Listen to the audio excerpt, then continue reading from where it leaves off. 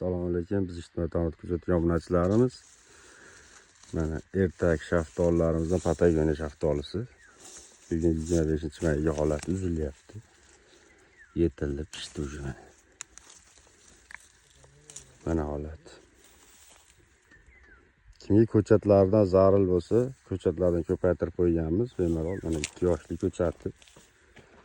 Bir paqa shaftolisi bor, bemalol uzib yesa, xonadonga ekib, boqilib, eksportga sotsa ham bo'ladigan shaftolidan.